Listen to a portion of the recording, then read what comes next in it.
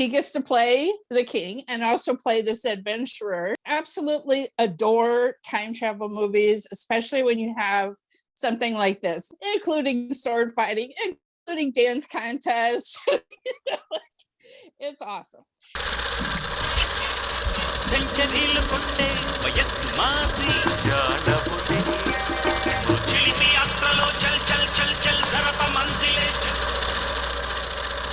నమస్కారం పరదేశీ పెద్దమ్మ కథలకు స్వాగతం.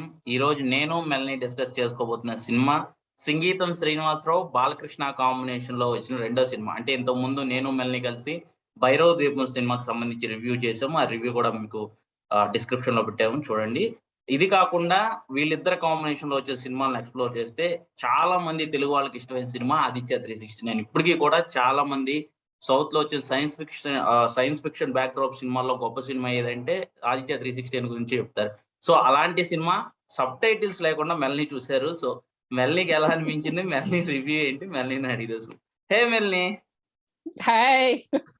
All right. So this is our in a series, our second with BalaKrishna and the same director, but we're going back to the future. We're going back to the earlier film, the 1991 science fiction film. This director, Singeetam Srinivasa also wrote the story for this movie. And I felt like it was, when I was reading about it, I felt like it was so important because it was the first science fiction film in Telugu. And that, I really liked the film that we watched that was completely set in the past last time with BalaKrishna. And I saw all this his sword fighting and all that too. So I want to see it. But anyway, it's important because it is this first science fiction film. And so I felt like, even though there are no subtitles, I found some, pretty detailed description of what was happening. And since most of it is an action kind of a film, instead of, a family drama, where actually knowing what people, were saying to each other would be much more important. So I thought, okay, I'm gonna give it a try, and I really did enjoy it. It's just, it's been compared to the Hollywood film Back to the Future, which came out in 1985. But I agree with the director. It's not really like that one. It's more like the original H.G. Wells novel, The Time Machine. They go far back in the past and they go far into the future, and in the same movie. And it is delightful because we have Amrish Puri, as our villain. Always a classic, right? When he's got the ascot on, forget about it. Okay, so we have BalaKrishna, and but the film opens with this adorable child actor, Tarun, who's gone on to make, films in present day, right, as a grown up. But when he gets stuck in a museum and he sees a diamond, a golf ball size diamond being stolen from a museum, and that kind of sets off the whole sequence of events. And BalaKrishna's dating Mohini's character. Her father is a scientist who has created a time machine. So things happen. They suddenly, along with a constable, get thrown back. So it was a way like you're having a lot of the film set in the distant past. But anyway, so BalaKrishna gets to do a double role. He gets to play the king and also play this adventurer. And I absolutely adore time travel movies, especially when you have something like this, like somebody from present day going far back in the past. There's old Hollywood movies like A Connecticut and King Arthur's Court and stuff like that. I mean, absolutely love that kind of stuff, right? But they completely, a lot of those, it's like, don't change anything in the past, or you could change everything in the future. Forget it. They don't worry about stuff like that. BalaKrishna sees someone being, robbers or bandits are going after a pelican. He's like, okay, I've got to rescue the girl. Let's go. So thus begins lots of adventures, and they go into the palace. And so all of that stuff, it's like it's a sci-fi movie, but really the majority of the film, if you think about it, is like so many of these historical fantasy films that Telugu cinema is so great for. So we spend the majority of our time back there, including sword fighting, including dance contests. It's awesome. And then there's a section where they escape from the past and they accidentally go way far in the future.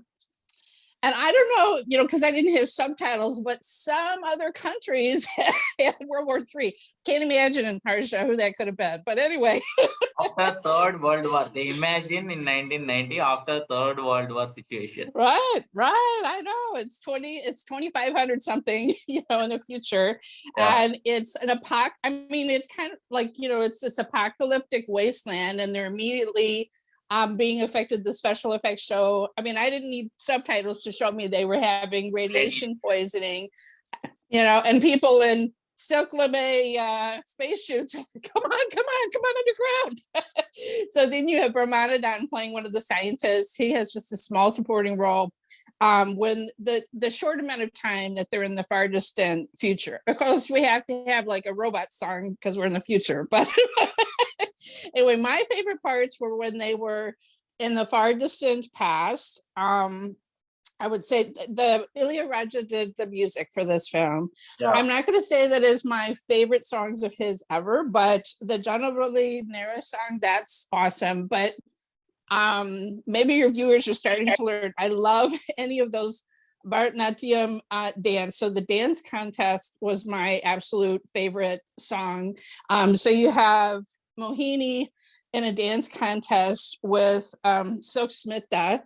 And I have to admit, Mohini's part, she didn't, this was her debut film, I believe. Yeah. She didn't have a lot to do, but so this was her big shining moment of the film, getting to do this dance contest with Suthivelu in the King's Court and whatever. And so it's very traditional music, and that was my favorite song. Mohini, it's already that she is kind of in an established love relationship. So the film does not concentrate so much on her love story with BalaKrishna. It's like an established thing when this film starts. There is a meeting of the parents. I know enough, even without subtitles, I could gather that it was a meeting of the parents to talk about their wedding. But the love story is not the focus of the film. The focus is the adventure story. This film had 3 different cinematographers, and Mohini, I think, was a relative of one of the cinematographers because they wanted to get another actress who was couldn't work out the dates, and so anyway, she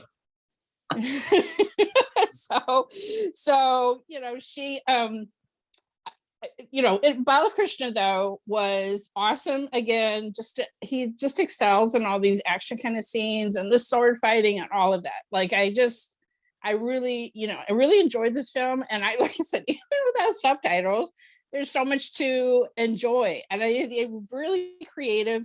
The cinematography and the special effects, as far as showing, the time machine production, and then going it back in time, like showing the newsreels that they were passing by to show them going through the time and everything. So I really enjoyed it. So I don't know if this was a favorite from your childhood watching on TV or whatever, but I think this is a classic that stands out. It's actually in childhood, we just watching that. Oh, we can imagine. Oh, that is a flying saucer. It does look like a flying saucer. And we time travel kind of things. There's a big nostalgia for us. Yeah, because it's really different, right, than almost any other kind of Telugu film. So it really stands out. We have Tinnu Anand, who I love him. He's a supporting actor in so many films. He plays Mohini's father in the film, the creator of the time machine. And I already mentioned Brahmanandan has a small role as a scientist in the last film. But there's so many familiar faces. And you just can't lose if you have Amrish Puri as your villain. I'm like, I loved his. This is the court of Lord Dalhousie.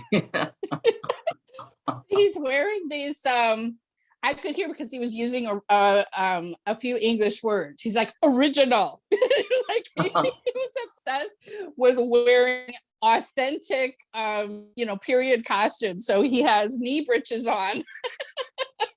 And his little ascot. Always love that. But I mean, so he gets to have, of course, the big fight scene with BalaKrishna in the end and so forth. So I just really enjoyed it. It was a super fun film, and it's a great family film.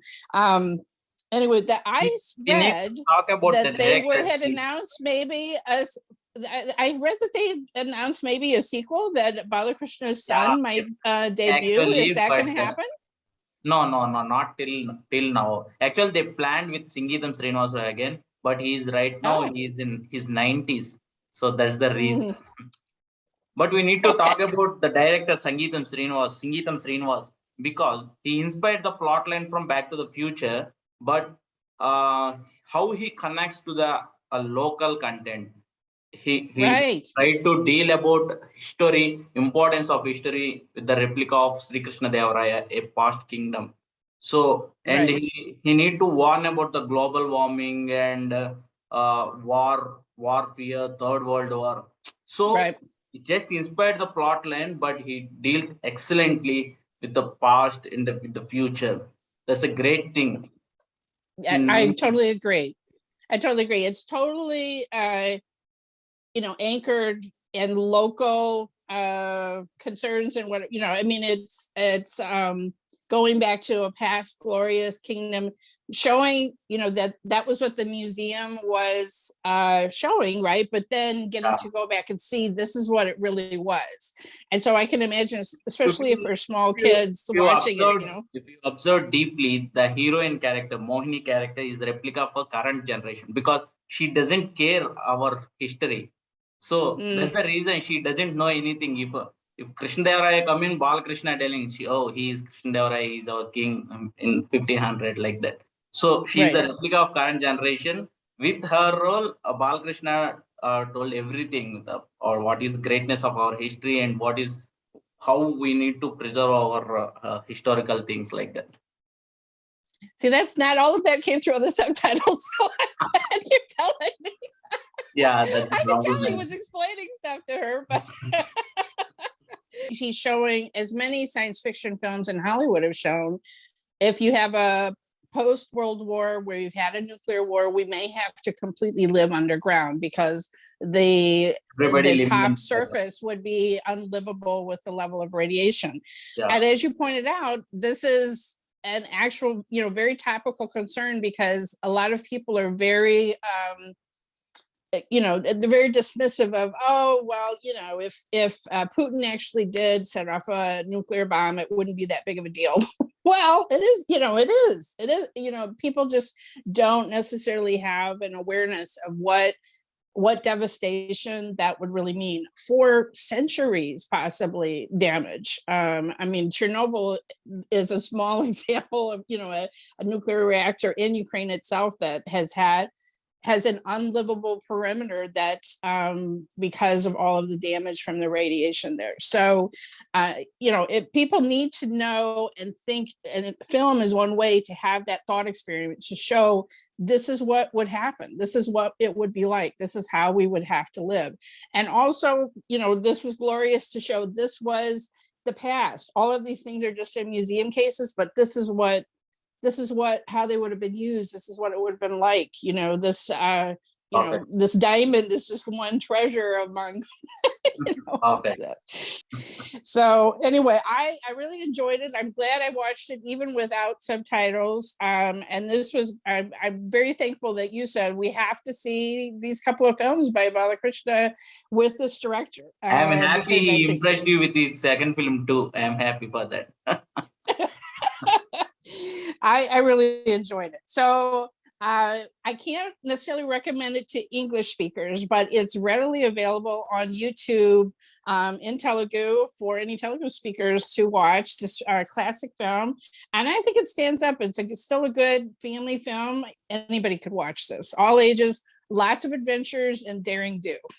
Thank you. Thank you so much, Melanie. So అది అంటే 1991 లో వచ్చింది film, కానీ ఈ రోజుకి కూడా ఇంత relatable గా ఉంది అంటే సంగీతం శ్రీనివాసరావు గారు ఆ విజన్, అంటే కేవలం లైన్ పరంగా మాత్రమే ఆయన బ్యాక్ టు ద ఫ్యూచర్ అనే హాలీవుడ్ మూవీ నుంచి ఇన్స్పైర్ అయినప్పటికీ కూడా మన చరిత్రని తెలుసుకోవడం ఎంత ఇంపార్టెంట్, మన చరిత్ర ఎంత గొప్పది అనే విషయాలు తెలియచేయడంతో పాటు, ఒకవేళ మనం అప్రమత్తంగా ఉండకపోతే ఈ భూమిని కుల మత ప్రాంతాలకి దేశాలకి అతీతంగా మనం గనక మన ప్రపంచాన్ని కాపాడుకోలేకపోతే ఫ్యూచర్ లో ఎన్ని కష్టాలు ఎదుర్కొంటాం అనేది కూడా ఫన్నీగా చెప్తూనే చాలా సీరియస్ మెసేజ్ ని ఇచ్చారు ఆయన.